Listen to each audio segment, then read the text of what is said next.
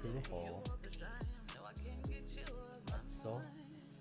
So you have the two ends there, and so you see where the weak hair is and where the hair is full, right up through here.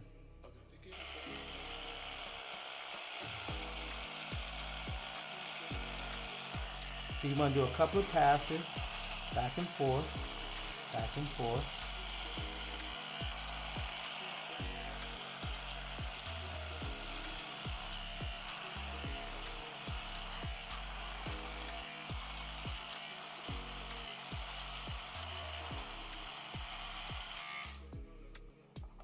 Voila.